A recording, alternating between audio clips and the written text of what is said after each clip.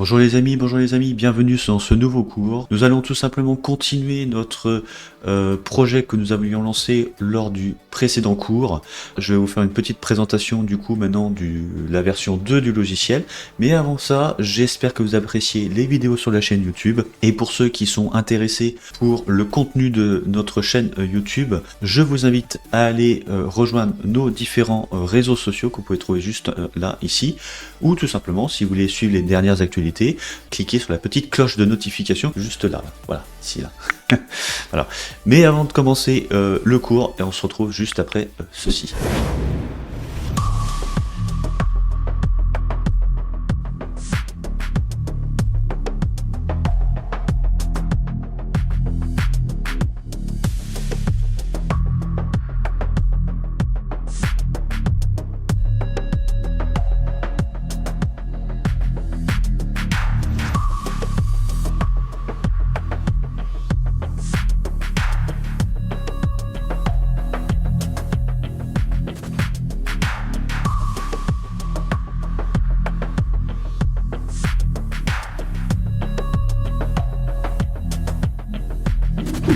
Donc voilà, donc la dernière fois, qu'est-ce que nous avions fait? La dernière fois, nous avions tout simplement... Alors, je vais juste monter un peu mon micro parce que... Voilà, excusez-moi. La dernière fois, qu'est-ce que nous avions fait? La dernière fois, nous avions tout simplement, commencé la programmation d'un logiciel sur ChatGPT. D'accord. Et moi, si vous voulez, en amont, j'ai continué à bosser sur ce programme-là. ChatGPT, en fait, il a tout simplement, au fur et à mesure, réussi à nous développer un logiciel. Donc, je vais vous montrer ça. On va passer sur l'interface de l'émission. Donc, je vais lancer une page. Voilà. Alors, bien sûr, moi, j'ai un plus grand écran, donc vous voyez pas forcément tout l'interface, mais je vais essayer de faire comme ça. Voilà. Alors, je suis passé sur un autre navigateur, j'ai pris Brave, qui m'a l'air d'être vraiment rapide et efficace, je trouve. Donc voilà, donc là on avait notre logiciel, d'accord. On avait commencé à faire ça la dernière fois. Donc on était quand même rendu assez loin, hein, d'accord. On était quand même rendu assez loin. Et du coup, le script, en fait, on l'avait qu'en mode terminal, et donc il fonctionnait très bien. La seule petite chose, c'est que j'ai remarqué en fait que je ne pouvais pas. Enfin, il y avait. J'étais limité en fait avec la version de Python en fait que j'utilisais pour ce script-là. C'était notamment le Python 2. Et donc j'ai voulu tout simplement adapter ce script-là, tout simplement à Python, mais en utilisant les bibliothèques de Qt. L'avantage de Qt, c'est que ça permet non seulement de l'avoir en mode graphique, voilà, et aussi en mode un terminal. Et donc, je vais vous montrer concrètement maintenant ce que ça donne, une fois qu'on a fait les transformations. Donc, je vais vous expliquer après le programme, hein, comment il fonctionne.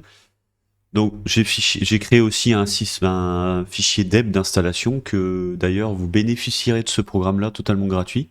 D'accord. Bon, j'ai mis 2 heures de programmation quand même, hein, parce que même si ChatGPT nous aide beaucoup, quand même il faut aller vérifier derrière le code parce qu'il fait beaucoup d'erreurs quand même. On peut utiliser ChatGPT en programmation, ça marche très bien. Quand le code est trop gros, en fait trop grand, il bug déjà d'une et il oublie des choses. Donc il faut à chaque fois le rappeler, pour pas qu'il oublie en fait. Et c'est chiant. Donc du coup on est obligé de revérifier tout le temps le code derrière.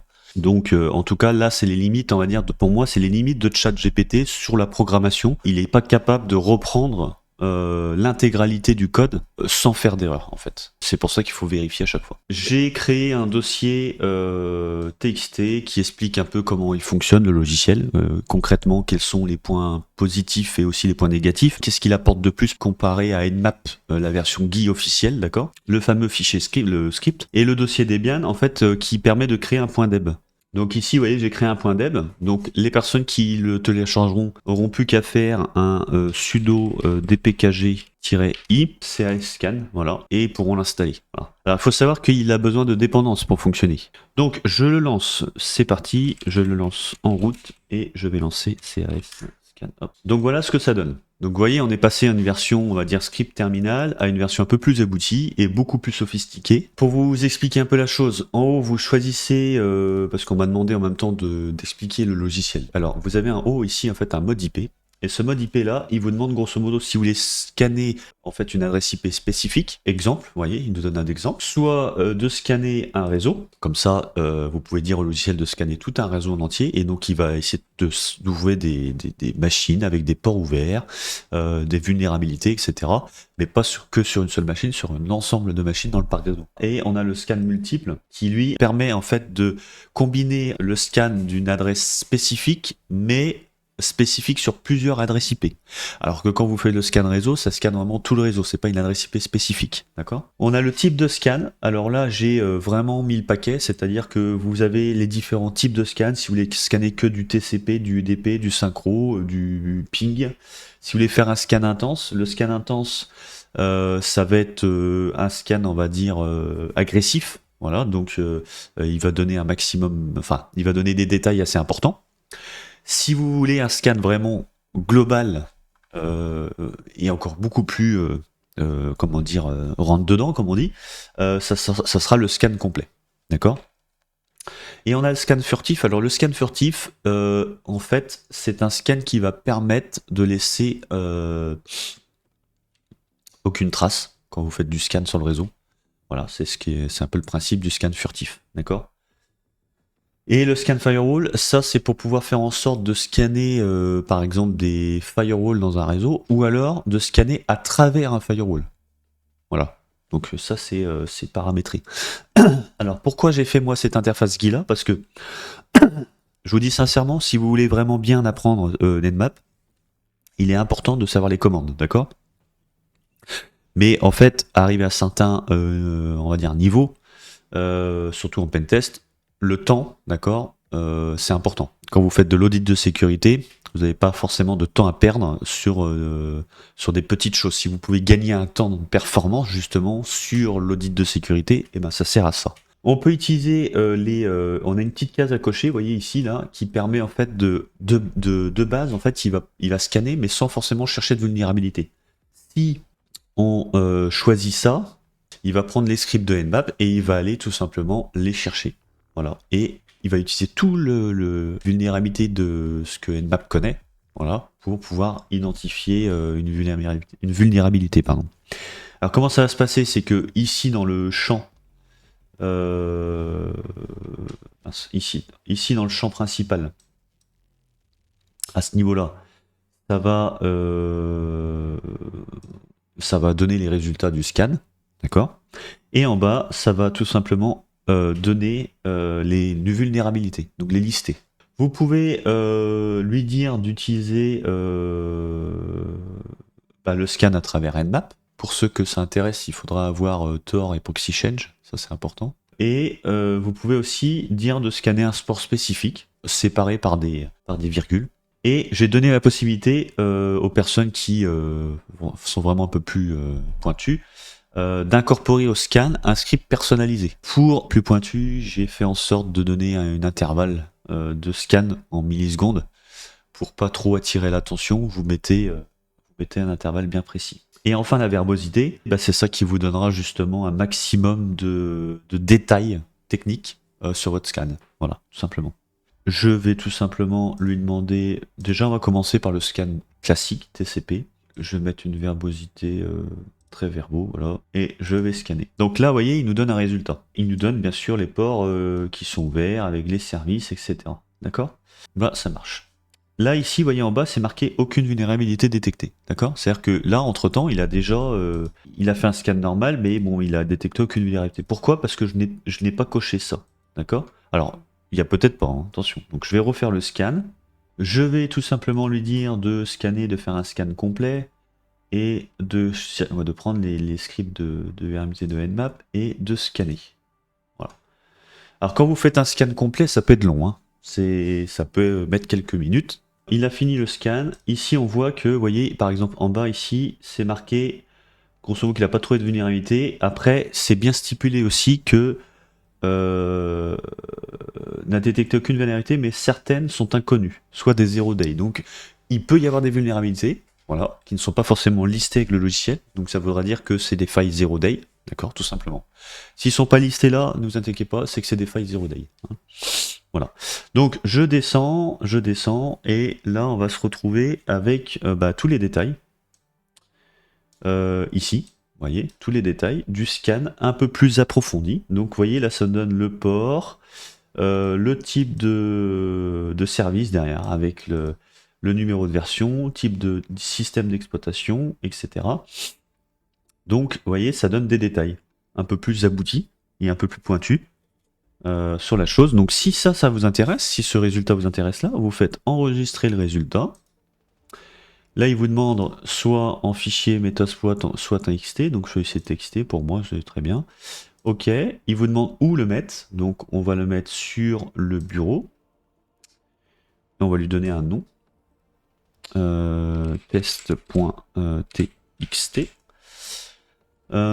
Et on fait save.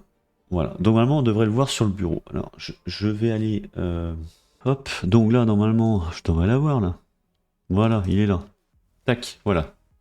Donc, je vous montre le résultat. Voilà. Ça, c'est le résultat, grosso modo, ce que donne Nmap. Voilà. Donc là, vous voyez, ça a enregistré tous les détails du réseau, y compris, si jamais il y a des vulnérabilités, ça rajoutera en fin du fichier les vulnérabilités que le système aura trouvées.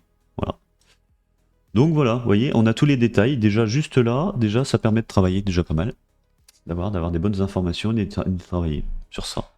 Alors, je vais faire une petite aparté parce que je vais vous montrer un peu à quoi ressemble globalement le code source. Parce que je pense que pour certains, c'est ça qui intéresse. Donc voilà, je vous montre à quoi il ressemble. Concrètement, voilà, il ressemble à ça. Donc, on voyait que c'est sur Python 3, d'ailleurs. Il faudra avoir Python 3. Et pip notamment. Et on utilise bien sûr la bibliothèque de Python Qt, d'accord? Donc de Qt5. On a différentes importations, d'accord, et notamment aussi des bibliothèques. Et ouais, je suis avec l'update, voilà. Et là, on a une classe notamment qui, donc, vous voyez, juste la partie de code qui est là, c'est qui correspond à la classe de Nmap API, d'accord. Donc, on a toute la partie GUI. D'accord, toute la partie interface graphique qui se trouve ici, d'accord. Donc vous voyez, il y a un mélange de CSS aussi hein, à ce niveau-là, d'accord. On a toute la partie boutons, donc et notamment textbox, select list, etc. Tout se trouve à ce niveau-là, voilà, ici là, voilà. Tac, ici, voilà. Notamment celle-ci aussi. Donc ça, c'est les différents types de scans, comme je vous avais dit. Vous voyez, ça lance des commandes derrière, bien spécifiques. Voilà. On a le niveau de verbosité. Donc c'est cette partie-là qu'on choisit. Vous voyez, c'est cloisonné, c'est commenté en plus. Donc c'est très simple à se retrouver dans le code. Je pense que voilà, je peux pas faire plus clair que ça. L'analyse de vérifiabilité qui est à ce niveau-là. Voilà. Et la partie enregistrement en format TXT ou MSF. Donc voilà. Alors, vous pouvez modifier pour ceux qui ont des petits écrans, parce que ça peut arriver. Pour ceux qui ont des petits écrans, ici, en fait, il y a une partie de code, là, qui permet de définir la taille de l'écran, enfin la taille la fenêtre du logiciel, et le size, c'est-à-dire que là, c'est la fenêtre, grosso modo, elle est bloquée en taille. Si vous commentez ce code-là, comme ça, d'accord, vous pourrez redimensionner comme vous voulez votre fenêtre, d'accord. Ce sera à votre choix. Moi j'ai un grand écran, donc j'ai préféré bloquer c'est pas plus mal en fait de bloquer la taille de la fenêtre, je trouve. Voilà, et de la définir en amont. Donc voilà. Hop. Donc, qu'est-ce qu'on va pouvoir faire aujourd'hui? Donc aujourd'hui, on va essayer de développer un logiciel, pourquoi pas un crawler, pourrait être pas mal. Donc ici, on va essayer de développer un logiciel de crawling, d'accord. Donc on va demander à ChatGPT un script Python. Python permettant. Donc là, on lui dit les objectifs qu'on veut faire avec ce script-là, avec le futur logiciel. Donc, je vais lui dire que j'aimerais développer un script encore une fois, je vous le dis, c'est pas parce qu'il vous fournit un code que le code est bon. D'accord? C'est juste une base pour travailler. D'accord? Après, ça va être à vous de vérifier le code, de le modifier, de lui envoyer, voir ce qu'il en pense, voir s'il peut faire des modifications sur ce script-là, voir les modifications qu'il apporte, et vérifier de nouveau si ces modifications fonctionnent. Parce que ça, c'est pareil aussi. Hein. Donc là, je lui pose un contexte. Voilà, c'est très simple. Je lui pose un contexte. C'est pas sûr que ça va fonctionner, mais en fait, après ce contexte-là, en fait, on va le peaufiner. On va le peaufiner au fur et à mesure. Voilà. Donc, je lui envoie ça, et on va voir ce qu'il va nous répondre. Donc, vous voyez, là, il nous donne un script de base. Voilà. Il nous donne un script de base, donc il nous crée une fenêtre. Ok. Titre URL. Bon, ok. Donc là, pour l'instant, vous voyez, on a le script de base. Donc, ce qu'on va faire, c'est on va créer un dossier sur le bureau. Donc, pour ça, je vais créer un dossier. Alors là, il nous donne le code. Alors, on va voir si ça fonctionne cette fois-ci. Hop. On va pas oublier ça. Hop. Voilà. Donc là, ça marche. Donc voilà. Vous voyez, on a la petite fenêtre maintenant. Donc, ici, par exemple, voilà. Ah ouais, d'accord. Résultats, ouais, alors ça donne des résultats, mais pas les bons. Bon, vous voyez, on avance. Voilà, c'est la première étape du logiciel. C'est la première étape du logiciel. Donc ça, c'est bien. C'est nickel. On peut grossir, diminuer la taille, ça c'est top. Alors, vous voyez là, on a le bol du ciment du logiciel, mais on est quand même très loin encore du résultat qu'on veut avoir. En fait, ce que je veux, l'objectif que je me base, je me dis, bon, on va créer un logiciel qui va aller chercher des résultats sur Internet et les afficher de façon, on va dire, très claire sur un listing, d'accord? Si par exemple je lui demande d'aller chercher des documents PDF sur par exemple les ovnis, d'accord? Voilà, parlons dans le délire. Eh bien, il faudrait que ça m'affiche dans le tableau en fait toute la liste des documents ovnis qu'il a trouvé sur un site sur Internet, tout simplement. Voilà, sur les différents sites. Pas forcément qu'il m'affiche les sites, mais simplement les fichiers PDF qu'il a trouvés, d'accord? Et que quand on clique sur ce fichier, enfin quand on clique sur cette ligne-là, et ben automatiquement ça va soit sur le site pour aller consulter le PDF, soit ça le télécharge. Voilà. Donc ce principe-là, l'adapter, mais pour tous les systèmes de Google Docs qui existent. Voilà. Voilà jusqu'à où je veux aller. Vous voyez? Tout simplement. Sur ce, je vous souhaite une très bonne journée. J'espère que vous appréciez ces vidéos. Si jamais c'est le cas, je vous indique tout simplement d'aller faire un petit tour sur les différents réseaux sociaux. Voilà, ici, notamment. Là, vous voyez, là, ici, il faut aller là. Il faut cliquer sur un des trucs là, voilà, en tout cas. Ou alors, tout simplement, de vous abonner à la chaîne YouTube en cliquant sur la petite cloche de notification qui se trouve là, juste là. D'accord? Voilà, ça serait sympa. Voilà. Sur ce, bonne journée à vous, Kenavo, et à la prochaine.